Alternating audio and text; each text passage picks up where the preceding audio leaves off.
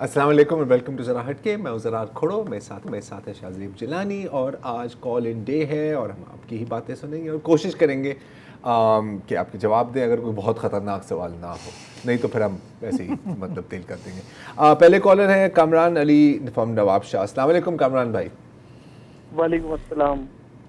मरीज कितने तड़पते हैं एम्बुलेंसों में, उनकी हालत है ऐसी कि मरने वाले हैं, मगर पुलिस ने ट्रैफिक को रोक रखा है, यहाँ से कौम के खादिम गुजरने वाले हैं। बिल्कुल सर, सराड़ी ट्रेन हादसे के जो लोग जख्मी हुए थे और जो लोग एक्सपायर हुए थे, उनको पाकिस्तान रेलवे ने भी उनके लिए जो है वो इमदाद का ऐलान किया और हुकूमत सिंध ने भी ऐलान किया। उसके बाद ना तो वफाकी हुकूमत रही और ना ही सूबाई हुकूमत रही, तो उनको आज तक कोई कंपनसेशन नहीं मिली है। तो उनके हवाले से मैं चाहता हूँ कि आप फॉलो अप करें, मालूमात लें और उनके लिए उनकी आवाज़ बने। शुक्रिया। नहीं मिली आपको? योर श्योर कि नहीं मिली? जी सर, बिल्कुल श्योर हूँ, क्योंकि मेरी दुकान पे भी एक बच्चा काम करता है, उसकी बहन टंडो आदम से आ रही थी, वो एक्सपायर हो गई, उनके बच्चे जख्मी हो गए दोनों, और वो बेचारा खुद भी यतीम है, उसकी ना वालदा है ना वालिद है। तो क्योंकि ये जो कॉम्पनसेशन है ये ज़ाहिर है कि चाहे वो जो भी गवर्नमेंट हो, चाहे वो चली गई हो, लेकिन वो तो एक प्रोसेस है ना, एक प्रोसीजर है, उसमें तो वो हो जाना चाहिए।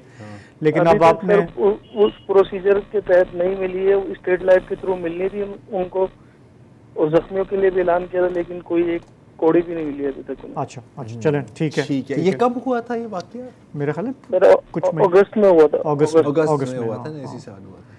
चलें, ठीक है, हम अपने नुमाइंदे से भी चेक करेंगे। Thank you. आतिफ मुर्तज़ा साहब हैं इस्लामाबाद से। अस्सलाम वालेकुम आतिफ साहब। वालेकुम अस्सलाम। आपको आवाज़ आ रही है? जी सर। जी, अच्छा, मैं दो तीन चीज़ें हैं। पिछले दिनों मेरे एक जानने वाले जो थे वो इस्लामाबाद से कराची उन्होंने विजिट किया, तो वो अपने उसी के अंदर एहतराम में उन्होंने कहा चलो जी कायद आज़म के मज़ार पे जाते हैं, विजिट करते हैं। तो वो कहते हैं कि मुझे वहाँ जाके बड़ा अजीब सा लगा, गुस्सा आया कि जो मेन मज़ार है उसको पब्लिक के लिए बंद किया हुआ है।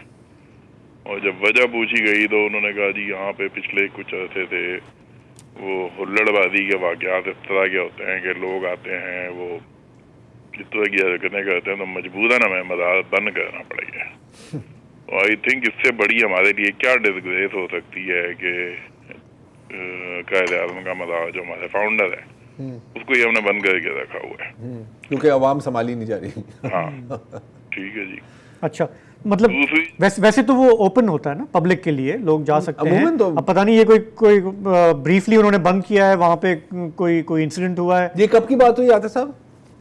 उन्होंने मुझे ये बताया था कि ये कुछ अरसे से ना उन्होंने पक्का बंद किया हुआ है। ऐसे जो अलाउड लोग होते हैं उनको इजाज़त मिलती होती है, हर एक को नहीं मिलती होती। ओके। अच्छा, दूसरी जो चीज़ है वो ये है कि एक ना आप लोग बहुत अच्छा करते हैं प्रोग्राम, तो डेफिनेटली आई अंडरस्टैंड कि यहाँ पे एक के बाद एक इंसिडेंट हो रहे होते हैं तो हम भूल जाते हैं चीज़ों को। लाइक फॉर एग्जांपल वो इमिग्रेंट का इशू हुआ था जो बोट में डूब गए थे जी। इसी तरह पिछले दिनों वो एक लोन शार्क्स वाला इशू था जिसके ऊपर, बिल्कुल ठीक है जी। तो इस तरह की चीज़ों का आपको पता ही है कि होता है, जब इंसिडेंट होता है तो बहुत ज़्यादा शोर शराबा होता है, पकड़ धकड़ शुरू हो जाती है, बट आफ्टर दैट हम भूल जाते हैं। तो अगर आप पीरियोडिकली कोई एक ऐसा प्रोग्राम कर दिया करें जिसमें इस तरह के पेंडिंग इशूज का कोई अपडेट, कोई फीडबैक, कोई इस तरह की चीज़, लाइक जैसे कॉलर डे होता है तो maybe once a month आपको इस तरह का रख लें जिसमें जो पुराने पेंडिंग इशूज हैं उनका आप वो कर दिया करें। ये आइडिया अच्छा है वैसे, और वैसे और ये बात आपकी बिल्कुल सही है। हम रोज़मर्रा की चीज़ों में इतने फंस जाते हैं कि टाइम ही नहीं मिलता किसी चीज़ को फॉलो करने का, लेकिन फिर भी हम करते हैं, कोशिश करते हैं। लेकिन पता है ये जो अभी जो मेरे ख्याल जो आतिफ साहब कह रहे हैं ना यार, एक मेरे ख्याल है अगर एक स्पेशल वीकली, मैं अपनी बात नहीं कर रहा, हमारी बात नहीं कर रहा, लेकिन अगर एक सिर्फ शो होना चाहिए जस्ट टू फॉलो अप जो पिछली चीज़ें हुई थी। अब जैसे आपको याद हो कि कराची में कई बार हमने देखा है कि कोई गैस लीक होती है या कुछ ऐसा होता है, बाद में पता भी नहीं लगता कि ये क्या था, लोग मर गए, हेडलाइनें बनी, इंक्वायरी हो गई, फिर उसके बाद सब भूल गए। तो बना क्या इन चीज़ों का? मैं इसलिए कह रहा हूँ कि हम करते हैं क्योंकि अभी फॉर एग्जांपल कल ही हमने सैलाब मुतासरीन के जो मकानात बनने थे उस पर कहीं कोई बात नहीं होती, हमने पूरा तकरीबन आधा घंटा उस पर किया। तो अगर आप किसी खास इशू में चाहते हैं कि उसका हम फॉलोअप करें तो वो ज़रूर बता दें, and we will try and incorporate it. But जैसे अभी ये कामरान भाई भी कह रहे थे ना, ये जो लोन शार्क्स का कह रहे थे, नहीं ये रेलवे वालों का कह रहे थे, हाँ बिल्कुल ठीक है। तो एक्चुअली ये फ्राइडे का प्रोग्राम का पार्टली मकसद ये भी है कि जो चीज़ें आपके जहन पर हैं, जो आपको लगता है कि फॉलोअप नहीं हुई, वो आप रेज करें। हम देखें पेन और पेपर लेके बैठे हैं, नोट्स ले रहे हैं आपके, तो कोशिश करेंगे। मेरी पेन खराब हो गई है, वैसे भी आप देख सकते हैं इसके ऊपर टेप लगी हुई है, ये आपका हथियार है, देखो जो चल ही नहीं रहा। है। तो कोशिश हम यही करेंगे कि इसको इनकॉर्पोरेट करें एट सम पॉइंट, ठीक है ना। शुक्रिया आपकी कॉल का। अगले कॉलर हैं हमारे साथ मोहम्मद इलियास साहब कराची से। अस्सलाम वालेकुम सर। हेलो, अस्सलाम वालेकुम। जी वालेकुम सलाम। जरार साहब, शाहजेब जिलानी साहब, कैसे हैं मेरे प्यारे भाई? शुक्रिया। आप बताएं सर, आप सुनाएं।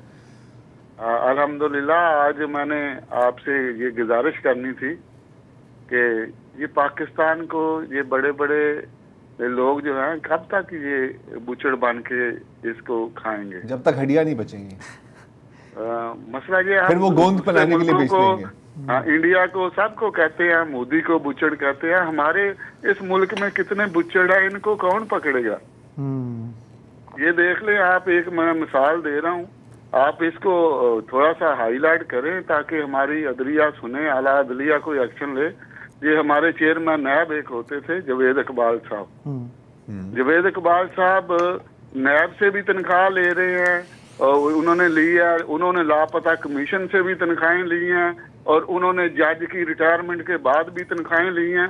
वो ऐसा पावरफुल आदमी है कि उसको अभी तक भी कोई लापता कमीशन से नहीं हटा रहा, वो तनख्वाहें देते जा रहे हैं करोड़ों में। ये वही तो नहीं है सर जी, जो सर से पैर तक तनख्वाहें लेते हैं, सर से पाँव तक लेते हैं।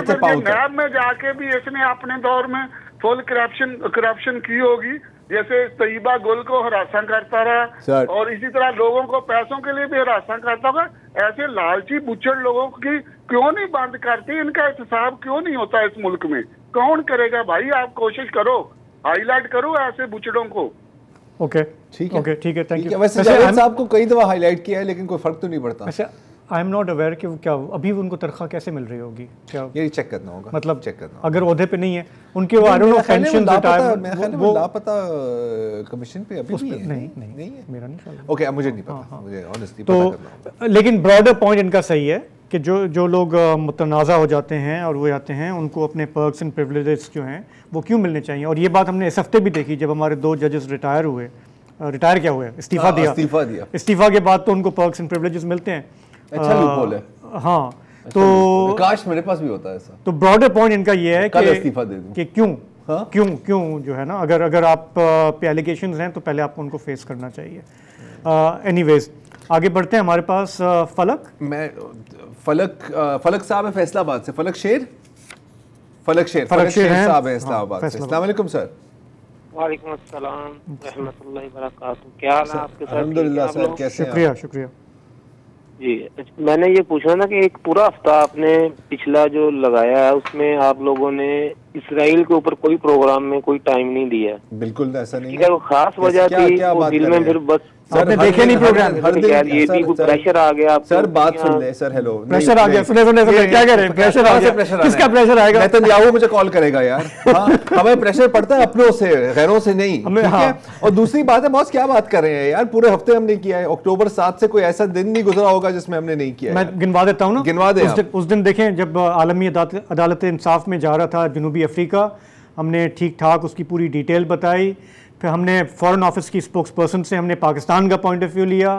कल हमने बताया कि किस तरह जनूबी अफ्रीका ने अपने दलाइल दिए। उससे पहले भी आपने बहुत डिटेल में गज़ा में क्या हो रहा है सहाफ़ियों के साथ हमने पूरा उस पर भी इसी हफ्ते बात की। तो या तो आपको ये और प्रोग्राम देख रहे हैं, हमारा प्रोग्राम नहीं देख रहे हैं। यार मेरे पकड़े गए फलक भाई, क्योंकि उसका पता लग गया ये देख नहीं रहे। हाँ देखें वो जितनी दर्दनाक कहानी है वो।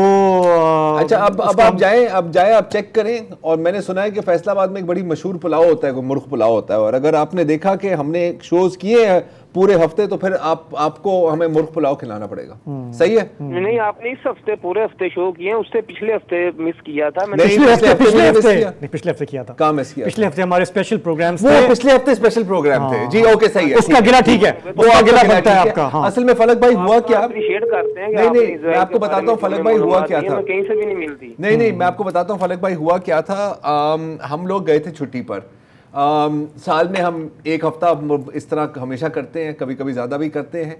और उसके जो पिछला जुमा था, अब जाहिर है कि हर चीज़ तो बंदा नहीं देख सकता ना, उसमें हमने कहा भी था कि अगले हफ्ते के लिए ना हमारे कुछ रिकॉर्डेड शोज चलेंगे। तो आप देखेंगे कि इजराइल अपनी जगह, हमने किसी और इस तरह की खबर वबर पे बात ही नहीं की, क्योंकि वो हमने पहले से रिकॉर्ड किए हुए थे। हाँ। लेकिन बिल्कुल अब मुझे आपको पुलाव खिलाना बेसिकली। हाँ, देखिए अपनों से गिला होता है ना। हाँ, और वो आपकी बात बिल्कुल सही है। तो वो हमारी एक्सप्लेनेशन कबूल हो जो क्यों हुआ। लेकिन अब हम लाइव हैं। अब हाँ, तो आगे बढ़ते हैं। हमारे साथ हैं जी, सॉरी कुछ कह रहे थे। सॉरी कुछ और कह रहे हैं जी। दूसरी बात ये थी कि इस्लामी मुल्कों ने, ये इनकी नाकामी नहीं है कि साउथ अफ्रीका जैसा मुल्क जो है वो बहुत बड़ी बहुत कर रहा है आलमी अदालत में। बहुत बड़ी नाकामी है। नाकामी क्या है यार, मतलब मैं और भी कुछ अल्फाज इस्तेमाल करना चाह रहा हूँ जो फिर शायद टीवी पे नशर नहीं होंगे, लेकिन बिल्कुल मतलब एक शर्मनाक और क्या बोले, क्या कह सकते हैं, बहुत ही अफसोस की बात है। आज मैं सऊदी अरब का बयान पढ़ रहा था कि ये जो कुछ हो रहा है, जैसे ये रैप अप होता है तो हम दोबारा इजराइल के साथ जो हमारी ख्वाहिश थी कि हम ताल्लुकात बढ़ाएं, हम उसके लिए अभी तक वेट कर रहे हैं। इस शर्त पर कि एक फलस्तीनी रियासत के बारे में भी अब बात करें। हाँ, बात शुरू करें। लेकिन बिल्कुल आपकी बात बजाय फलक साहब, वक्फा ब्रेक ले लेते हैं जी।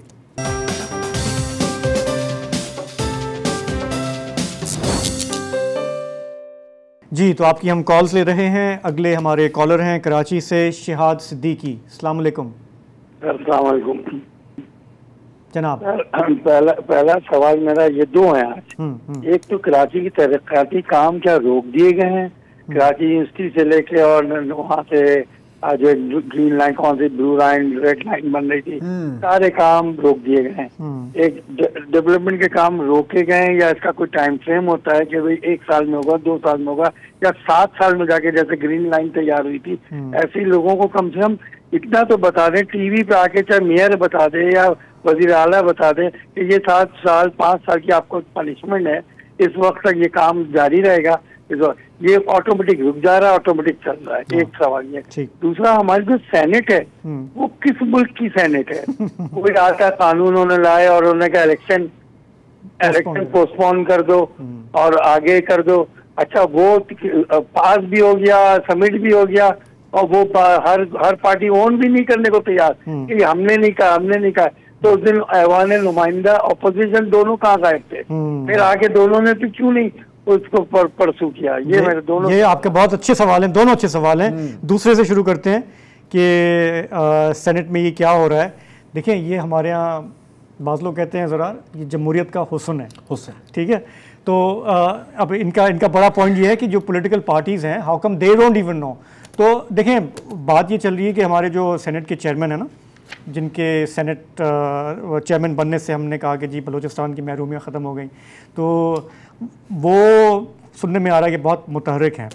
और ये हम जानते हैं कि हमारे मुल्क में बाज़ हलकों में ये ख्वाहिश है कि इलेक्शन ना हो अभी, तो वो कभी कभी जो है उभर के सामने आ जाती है। पाकिस्तान की हर तबके की नुमाइंदगी तो करनी जरूरी हो। हाँ, सबको ये भी है जो एक तबका है, नहीं होना चाहिए, वो भी पाकिस्तान का हिस्सा है। उनकी इनडायरेक्ट नुमाइंदगी है सेनेट में। ये आपको पता है, इतने सारे ये आज़ाद अरकान जो हैं बलूचिस्तान के और इधर के जो होते हैं, जिनके हमने कभी ना नाम सुने ना कभी उनका कोई काम सुना, इतने आज़ाद हैं वो इसमें सबसे आगे होते हैं। अच्छा, और वो बड़ा इंटरेस्टिंग सवाल है कि वो कैसे इलेक्ट होके आते हैं, वो का खर्चा कैसे होता है, उनको नॉमिनेट कौन करता है, उनकी खिदमात क्या हैं।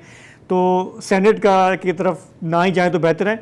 आप इस बात में सिर्फ तसल्ली रखें कि आपकी जो सारी मेजर पार्टीज़ हैं एक्सेप्ट मौलाना फजलुर रहमान, वो सुबह शाम उठते बैठते कह रही हैं इलेक्शन होना चाहिए, साफ शफाफ होना चाहिए, ठीक है। आपका पहला सवाल कि कराची के जो काम चल रहे हैं कभी रुक जाते हैं कभी चल पड़ते हैं, और ये बिल्कुल आपका जायज़ सवाल है कि भाई हमें बता तो दो कि ये जो अजियत है रोज़ आने जाने की, ये 2 साल भुगतनी है, 3 साल भुगतनी है, 5 साल भुगतनी है, या ताहयात भुगतनी है। ग्रीन लाइन भी बहुत लंबा चला काम। ये अभी मैं पढ़ा था, मुझे याद नहीं कहाँ किस अखबार में, कि काफ़ी बसेस हैं ये जो पीपल्स बस सर्विस की ना, जो अभी पोर्ट पे फंसी हुई हैं, क्योंकि कोई एक साहब निगरान हुकूमत ने किसी ने दस्तखत करनी है, उसने दस्तखत भी नहीं की। तो ये भी लेकिन ये अलग बात है। ये कह रहे हैं कि जो खुदाई है ना, उसकी वजह से जो पूरा ट्रैफिक जैम, धुआं, मट्टी, और पिछले प्रोग्रामों में भी लोगों ने शिकायत की है, वहाँ एस्थमा के इश्यूज हो रहे हैं, बहुत सारे हो रहे हैं। सो ये पता करना होगा हमें। हम ये जानते हैं कि जब से ये हम निगरान हुकूमत आई है तो काफ़ी नई स्कीम्स पे तो इलेक्शन कमीशन ने रोक लगा दी है कि जी आप नहीं कर सकते, ऐलान नहीं कर सकते, लेकिन जो चल रहे हैं they should not be affected. तो इसको पता करना होगा। वैसे जनरली हमारी जो होता है ना कि खोद दो और फिर छोड़ दो। आपको पता है क्या होता है उसमें? ठेकेदार भाग जाता है क्योंकि उसको पेमेंट नहीं हो रही, कहीं कमीशन का मसला फंस जाता है तो वो भाग जाता है। फिर वो दोबारा जो है ना उसको ढूंढना, किसी और को पकड़ के लाना पड़ता है कि भाई तू शुरू कर काम। So you never know. हमारे यहाँ माशाल्लाह ये गवर्नेंस के हमारे अच्छा। सो इससे पहले कि हम अगली कॉल की तरफ जाएं, कामरान अली हमारे भाई जो हैं रेगुलर कॉलर नवाब शाह से, उन्होंने प्रोग्राम में उठते ही सवाल किया था कि रेलवे एक्सीडेंट हुआ था अगस्त में और जो मुतासरीन थे उनको मुआवजा नहीं मिला अभी तक। तो हमारे नुमाइंदे हैं नवाब शाह से, वो हमें इस वक्त ज्वाइन कर रहे हैं फ़ोन लाइन पे, अरशद अली शेख। हमने जब ये वाक़या हुआ था तब भी हमने उनसे बात की थी, तो जो फॉलोअप की ख्वाहिश थी वो हम अभी हाथ के हाथ कर लेते हैं।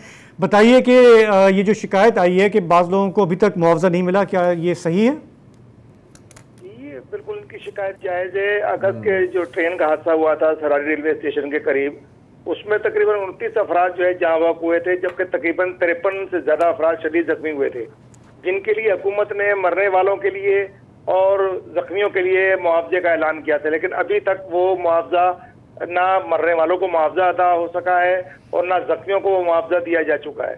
कोई मुआवजा नहीं दिया गया है और अभी भी जो मरने वाले हैं उनके वारसीन और जो जख्मियों के जो है वारसीन है वो भी अभी तक दर दर घूम रहे हैं और उनके कोई सुनवाई नहीं हो रही। अच्छा, कुछ पता चला क्यों इतना डिले हुआ है? ये तो प्रोसीजर रूटीन की एक कार्रवाई है जो हो जानी चाहिए थी अब तक। जी वो उस वक्त जो हमने रेलवे जराये से पता किया था, उन्होंने कहा था कि रेलवे का एक मुआहिदा इंश्योरेंस कंपनी से मुआहिदा था, वो जब ऐसा कोई हादसा होता है तो मरने वालों को और जख्मियों को वो इंश्योरेंस के जरिए पैसा मिलता है। उन्होंने कहा कि वो पिछली हुकूमत ने जो है, जो 16 माह की हुकूमत थी, उसने वो मुआहिदा ही नहीं किया था इंश्योरेंस कंपनी से। अब हमने मुआहिदा कर लिया है तो अनकरीब इनको मरने वालों को, जख्मियों को मुआवजा दे दिया जाएगा। लेकिन वो अभी तक ना मरने वालों को मुआवजा मिला है और ना जख्मियों को मुआवजा मिला है। बात समझ में आ गई। वो जो स्टेट लाइफ की वो बात कर रहे थे ना, स्टेट लाइफ इंश्योरेंस की, ये वही मामला है। ठीक है, शुक्रिया, बहुत शुक्रिया सर। ये अच्छा, एक वक्फा लेते हैं।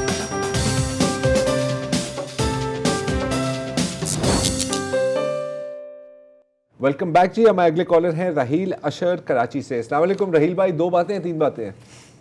जी अस्सलाम वालेकुम। जी वालेकुम सलाम। आपको आवाज आ रही है? जी बिल्कुल।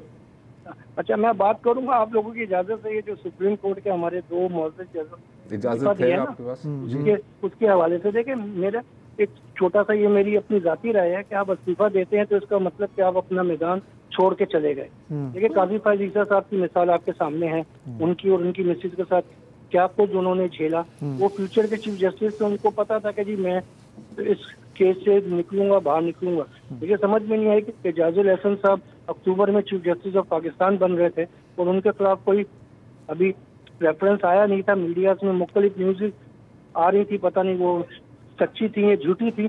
उन्होंने भी रिजाइन दे दी और मैदान छोड़ के चले गए। दूसरी चीज एक होती है मखाफात अमल।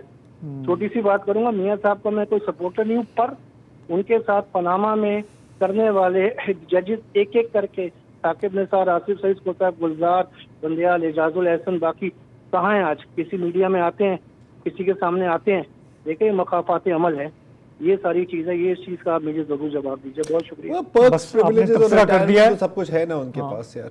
मीडिया में नहीं आते तो क्या बड़ी बात है, सब कुछ तो है ना यार। मतलब नहीं, जो वैसे भी जजेस को क्या मीडिया में आएंगे वो लोग। लेकिन जहां तक ये बात है, बिल्कुल मैदान छोड़ने वाली बात, मैं खाली ये एक, अब देखें, अब अफवाहों की मैं बात नहीं करना चाह रहा, लेकिन काफ़ी वो इस तरह के घूम रहे हैं कि कुछ आने वाला था इनके खिलाफ। एक और लोग ये भी कहते हैं कि वो समझ रहे थे कि शायद अब मैं अकेला रह गया हूँ या मुझे पर्च किया जा रहा है, कुछ और हैं अभी। आई नो है। तो आई मीन, ये मैं सिर्फ आपको बता रहा हूँ जो थ्योरियाँ घूम रही हैं। देखिए मैं किसी को ओन नहीं कर रहा इनमें से किसी थ्योरी को। कहते हैं प्रीएम्प्टिव रेजिग्नेशन भी एक चीज़ है। वो कहते हैं कि अक्लमंद के लिए इशारा काफ़ी है। अक्लमंद के लिए इशारा है। और जिस तरह से इन्होंने जो एक वो नोट लिखा था जस्टिस मज़ाहिर नकवी वाले हेयरिंग में, जिसमें उन्होंने कहा कि ये पूरा जो सुप्रीम जुडिशल काउंसिल का मामला है ये बायस्ड है, ऐसा है वैसा है, और उसको कोई कदर नहीं मिली, तो उनको क्लियर हो गया कि ये डिटर्मिनेशन एक है हवा का रुख, हाँ, अकाउंटेबिलिटी की। और फिर ये बहुत ज़राए से ये आ रहा है कि उनको ये रिपोर्ट्स थी कि इनके खिलाफ भी कुछ केस बन रहा है। उन्होंने कहा जी इससे पहले कि वो पेश हो और मैं फिर रिजाइन करूं, it's better to preemptive resignation. बिल्कुल सही, बिल्कुल सही। रियाज खान हैं कराची से। अस्सलाम वालेकुम रियाज साहब। सलाम, रियाज खान बोल रहा हूँ, मॉडल कॉलोनी कराची से। जनाब कैसे हैं सर? ठीक आप बताएं। अच्छा सर, मुझे जरा 2 मिनट दीजिएगा। आप 3 मिनट ले लें यार। Thank you sir. Model colony और इंडस मेरान को जो है एमईएस पंपिंग स्टेशन से पानी सप्लाई होता है, लेकिन बड़े अलमिया की बात है कि मैंने वहाँ पे वाटर बोर्ड के अफसरानों के साथ मिलके मैंने उनको लेके गया और निशानदेही कराई। इस बात को भी 3-4 महीने हो गए, और वो जो मोटरें हैं उनके ऊपर हल्का सा उन्होंने तार सा लगाया हुआ है, और जहाँ से बिजली का ऑन ऑफ होते हैं वो कमरा जो है, बारिश जब होती है तो वहाँ से जो है पानी कमरे के अंदर चला जाता है, तो वो बोर्ड वगैरह हमारे जल सकते हैं, अंदर जो बंदा रहता है उसको भी नुकसान हो सकता है। सबसे बड़ा जो वो है कि हमारे पास 7 HP की जो ये 3 मोटरें लगी हुई है जो खुले आसमान के तले, ये लाखों रुपए की हैं। अगर वहाँ पे वाटर बोर्ड सिर्फ 1.5-2 लाख रुपए लगा देना तो वो सेफ हो जाएगी, और मॉडल कॉलोनी और इंडस मेरान को पानी जो है वो मुतवातर चलता रहेगा। 1-2 लाख रुपए का खर्चा है। मेरी एमडी साहब से रिक्वेस्ट है कि बराए मेहरबानी इस पे फिल फॉर एक्शन लें, और उसको मोटरों के ऊपर कोई चादरें की फिटिंग करवा दें लोहे की या सीमेंट की, कि वो महफूज रह सकें। सेकेंडली सर, मुबारकबाद आपको दूंगा, उसके बाद फिर एक और मसला हाईलाइट करूंगा। वो बाबे का शनाख्ती कार्ड जो है वो प्रोसेस हो गया है, और इंशाल्लाह ताला 5-10 दिन में उनको मिल जाएगा। तो उसमें कोई इतना बड़ा मसला तो नहीं हुआ था ना, जैसे मैं वो कह रहा था, वो तो बड़ी रूटीन का इशू था ना। जी, बस वो हो गया। उनके भाई वगैरह उनको हमने फिर पंजाब भिजवाया, भाई साथ चले गए, काम हो गया। तीसरा ये कि मॉडल कॉलोनी में एक UC1 में कैंटोनमेंट हॉस्पिटल था जो है, बल्कि यहाँ पे जो है, आवाज आ रही है मेरी? जी। मॉडल कॉलोनी कैंटोनमेंट में या 82-83 में जो है कैंटोनमेंट में था, तो उसके बाद ये वापस अलग हो गया, कैंटोनमेंट से अलग हो गया। तो कैंटोनमेंट की तरफ से एक हॉस्पिटल यहाँ पे दिया गया। मैं अक्सर उस बच्ची को देखता हूँ, अब वो तकरीबन कोई 23 साल की 24 साल की बच्ची हो गई है। अब वो जब नॉर्मल डिलीवरी के लिए वहाँ पे वो लेके गए तो बड़े ऑपरेशन की जरूरत पड़ गई, और उनकी वालिदा की डेथ हो गई, और वो बच्ची जो है आज 23 साल की है। मैं जब भी देखता हूँ तो मेरा दिल खून के आंसू होता है कि अगर इस हॉस्पिटल में बड़े ऑपरेशन का इंतजाम होता तो माँ जो है वो नहीं फौत होती। तो मेरी हुकूमत से, वजीर सेहत से ये रिक्वेस्ट है कि जनाब आला, हमारे पास बिल्डिंग मौजूद है, हर कुछ है, सिर्फ आप इसमें मशीनरियों की और डॉक्टर की अवेलेबल कर दें, ताकि फिर कोई बच्ची यतीम ना रहे, और जो है कोई सारी जिंदगी यतीमी ना गुजारे। आप लोगों का बहुत बहुत शुक्रिया। पाकिस्तान जिंदाबाद। शुक्रिया, पाकिस्तान जिंदाबाद। बहुत अच्छा। इजाज मुजफ्फर जैदी साहब हैं कराची से। अस्सलाम वालेकुम सर। वालेकुम अस्सलाम जनाब। मैं एक जगह पे क्रिकेट के हवाले से आपसे बात करना चाह रहा हूँ। हमारी क्रिकेट जी, किस चीज? क्रिकेट गलत लोगों से बात कर रहे हैं आप, लेकिन नहीं ठीक है। ऐसा भी नहीं है यार। बोले मैं अपनी दिल की बात तो कह सकता हूँ। दिल की बात, बिल्कुल। हाँ, बात यह है कि देखिए, एशिया कप से लेके वर्ल्ड कप, फिर वर्ल्ड कप, और फिर मौजूदा अभी जो ऑस्ट्रेलिया का टूर हुआ था, उसमें वर्स्ट तरीन परफॉर्मेंस आप अपने प्लेयर्स की देख चुके हैं, ये हम जानते हैं, ठीक है ना जी। लेकिन बड़ी अफसोस की बात है कि हमारे जो पीसीबी के डायरेक्टर जो मोहम्मद हफीज साहब का टेस्ट प्लेयर, वो अभी पीसीबी के डायरेक्टर हैं, टीम के ऑस्ट्रेलिया जाने से पहले उन्होंने ये फरमाया था कि हम जीतने के लिए जा रहे हैं। मुझे बड़ी हंसी आई थी।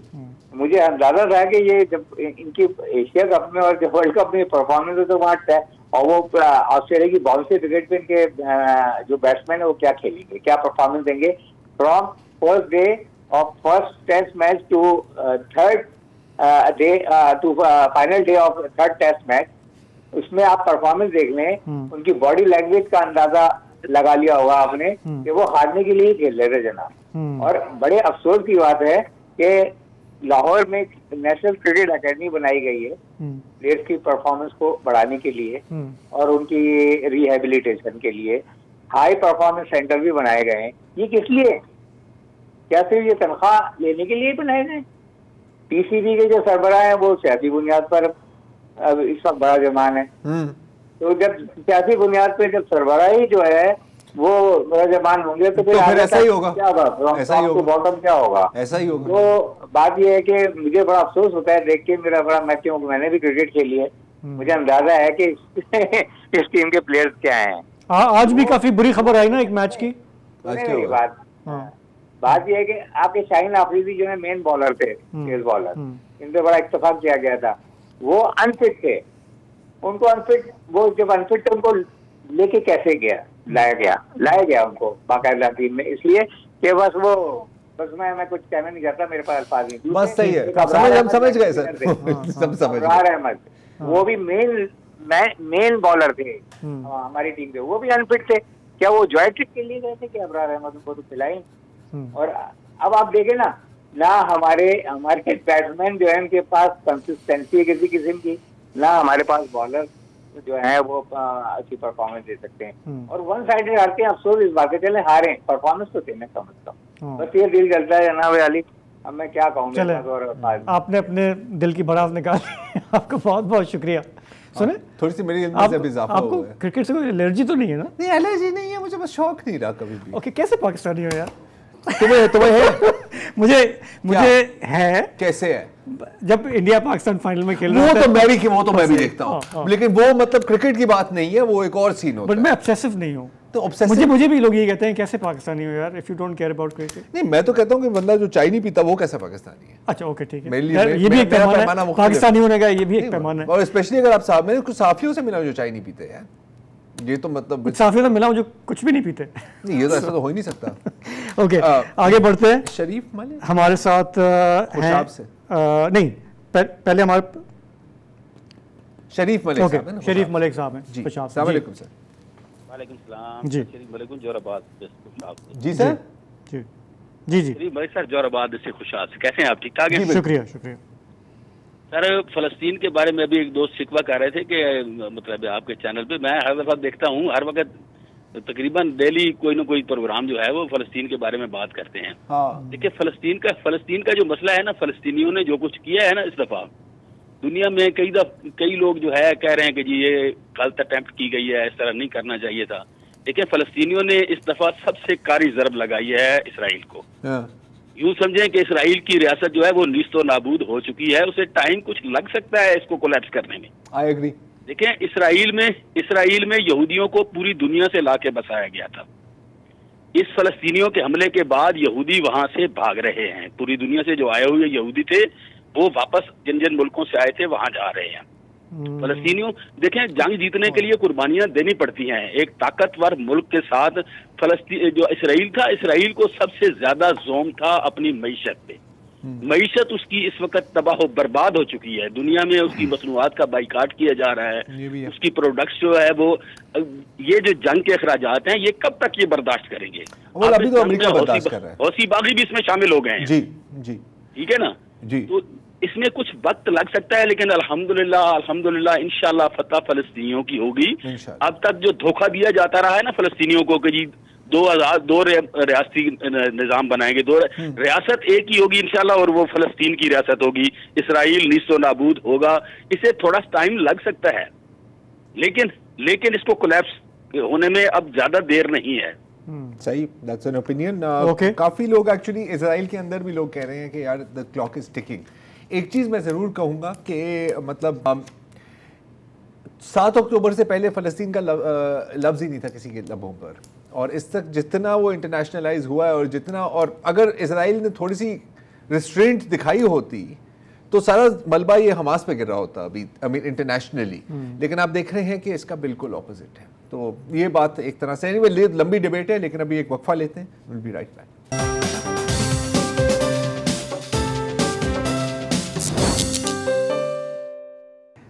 आपकी हम कॉल्स ले रहे हैं। अगले कॉलर हैं हमारे साथ तारिक अखलाक साहब कराची से। जी अस्सलाम वालेकुम। वालेकुम अस्सलाम वरहमतुल्लाह। भाई मैं दरअसल उन लोगों की नुमाइंदगी कर रहा हूँ जो पाकिस्तान के अंदर आप समझ लीजिए कि कीड़े मकोड़ों में शुमार होते हैं। हम तीसरी नस्ल हैं, हमारे बड़े जो है वो इंडिया से हिजरत करके पाकिस्तान आए, पाकिस्तान के लिए कुर्बानियाँ दी। आज हम यहाँ कराची के अंदर रह रहे हैं, मगर जब से हमने ये देखा कि हमारा सफ़र जो है पीछे की तरफ शुरू हो गया। हज़रत अली रज़ी अल्लाह तआला अन्हु का कौल है कि कुफ्र का माशरा तो कायम रह सकता है, जुल्म का माशरा कायम नहीं रह सकता। आप कहीं पर भी चले जाइए, यूटिलिटीज़ के ऊपर चले जाइए, गर्मियों के अंदर हमें बिजली की लोड शेडिंग का सामना होता है, पानी का सामना होता है, फिर अब इस सर्दी आई हुई है तो गैस का सामना है। इतनी सख्त तरीन किस्म की लोड शेडिंग कराची में हो रही है भाई, और कुछ इलाके तो ख़ास तौर पर उसके अंदर हाईलाइटेड है कि जिसके अंदर 12-12 घंटे गैस नहीं होती। अब हम जाके सिलेंडर लेकर के खरीद के ले जाते हैं तो वो इतनी नाकिस क्वालिटी के मिल रहे होते हैं, और हर एक की अफोर्डेबिलिटी मुख्तलिफ होती है। लोग बेचारे जो रोज़मर्रा काम करने वाले हैं वो लेके आते हैं अपने घरों में, और उनकी फैमिली बच्चे जो है वो इस रिस्क के ऊपर होते हैं कि कब खुदा न खास्ता कोई धमाका हो जाए, कब कोई ऐसी लीकेज हो जाए जो उनके लिए मुसीबत हो। मेरा ये पूछना है कि LPG मुयस्सर है, सब चीज़ मुयस्सर है, तो यहाँ पर बेसिक जो यूटिलिटीज़ हैं हम उसके लिए भी इतनी महंगे खर्चे करें, इतनी महंगाई के दौर में किस तरीके से जो है लोग उसकी किस तरह गुजारा करें? क्या हुकूमत का इसके ऊपर कोई वो नहीं है, कोई हुकूमती ओहदेदार का कोई बयान नहीं आता कि गैस के मामलात में क्या करें, गर्मियों के अंदर लोड शेडिंग होती है तब क्या करें, पानी के मामलात हैं उसके लिए भी हमको जाके खरीदारी करनी पड़ती है। पहले जो पुराने माफियाज हैं उन्होंने पंजे गाड़े में, पुराने जो माफियाज हैं उनसे जान नहीं छूटती, ये नए नए माफियाज पैदा होने शुरू हो गए। अब ये सिलेंडर के मसले शुरू हो गए। अब किस तरीके से कहाँ जाए पाकिस्तानी अवाम? हमारा सफर पीछे की तरफ क्यों जारी है? क्यों कोई हमारे लिए मसीहा नहीं आता भाई? क्यों लोग जो है वो अभी तक भी जो है अब ये नए इंतखाबात बना के हमारे सामने रखे जा रहे हैं, उसके अंदर आंखों पे जिस तरह घोड़े की पट्टी बांधी जाती है कि वो सीधा चलता रहता है, अवाम को यही समझा गया। अब वो जो लोग उन्होंने दे दिए कि इसी में से आपने सेलेक्ट करके आगे पहुंचाने, ये वही लोग हैं जो ताकतवर से ताकतवर, अमीर से अमीर होते चले गए। कल मातूब ठहरे, आज जनाब अली वो बेहतरीन लोग हो गए। और ये सब जो गेम जो खेलने वाले लोग हैं वो यहाँ से सब समेटते हैं और अपनी रिटायरमेंट के बाद मुल्क से बाहर चले जाते हैं। अवाम वहीं खड़ी रहती है। आपकी बात बिल्कुल सही है। मैं सिर्फ ये जानना चाह रहा हूँ कि अभी ये 1 महीने बाद जब ये इलेक्शन होगा आप क्या सोच रहे हैं कि जाएंगे, वोट देंगे, या फ्रस्ट्रेशन? मायूसी की इंतहा है। इन्हीं लोगों में से, बदतरीन लोगों में से क्या कुछ बेहतर ढूंढा जाएगा? बिल्कुल भी नहीं हो सकता। ये सब वारियां लग रही हैं, हम बेवकूफ हैं। हमें तो ये चाहिए कि हम डायरेक्ट एस्टेब्लिशमेंट को वोट दे दें कि भाई तुम ही आ जाओ, तुम ही ने आना है, तुम ही ने मुल्क चलाना है। तो क्यों इन लोगों को बेवकूफ बनाने के लिए सामने ले गया तो हम इनके पीछे दौड़ते रहेंगे? तो इन्हीं को सेलेक्ट कर दिया जाए, इन्हीं को ले आया जाए, या तो ये खुद आ जाए, या कम से कम पाकिस्तान के अंदर जो मीडिया है वो उन जमातों की तरफ भी तो देख ले जिनको आज तक इख्तियार नहीं मिला, जो कम से कम लोगों की जो जरूरत होती है बुनियादी, जैसे बिजली का मसला है उसके ऊपर कई इलेक्ट्रिक के बाद, मैं नाम नहीं ले रहा हूँ जमात का, नहीं जमात इस्लामी की बात कर रहे हैं ना, उन्होंने चैंपियन किया ना ये कॉजेस किया था। तो कम से कम लोग उस तरफ तो गौर कर लेना। अब यहाँ पर क्या है कि जिन लोगों को लेके जो लोग आना चाहते हैं उन्हीं के मफाद परस्त टोला जो है, जो उनके होते हैं, उन्हीं को रोडों पे निकाला जाता है, दिखाया जाता है कि ये बहुत बड़ी ताकत है। यार किस किस्म के लोग हैं भाई? बिल्कुल हमारा सफर पीछे खत्म होगा, फ्रस्ट्रेशन बढ़ती चली जा रही है आवाम की। बिल्कुल साहब, आपने मतलब ज़ाहिर आप बात कर रहे हैं कराची की, लेकिन मेरा ख्याल है कि आपने मुल्क की अक्सरियत की तर्जुमानी की है। ऐसा ही है। और जो पब्लिक इश्यूज को चैंपियन करेगा, जैसे उन्होंने एक जमात का हवाला दिया, तो लोग उसी तरफ रुजू होंगे ना कि यार ये हमारे मसलों पे बात तो कर रहा है ना कम से कम। हाँ देखिए, अब ये मतलब कराची की बात करें तो मैं इंटरेस्टेड हूँ देखने के लिए। हमारा लीजान भी खड़ा है ना, उन लोगों ने काफ़ी काम किया ग्राउंड पे, लाहौर में PP 160 आई थिंक। तो देखते हैं क्या बनता है। चलें, आपकी कॉल का बहुत बहुत शुक्रिया। आगे बढ़ते हैं। मतीन अहमद साहब हैं इस्लामाबाद से। अस्सलाम वालेकुम। वालेकुम जनाब, कैसे हैं आप लोग? बिल्कुल खैरियत सर, जी रहे हैं। थोड़ा साहब, जिलानी साहब जनाब। अच्छा, अभी थोड़ी देर पहले एक साहब जिक्र कर रहे थे सेनेट में जो इलेक्शन कैंसिल करने के लिए एक बिल पेश किया गया था, उस पर वो बात कर रहे थे करारदाद। उसके जवाब में आपने कहा था कि ये सियासत का हुस्न है।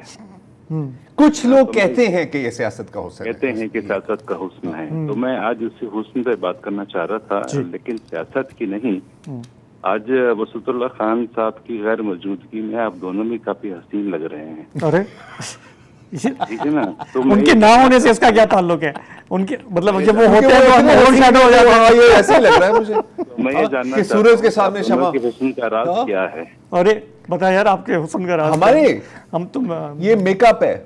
मेकअप है। हाँ, मेकअप है सर।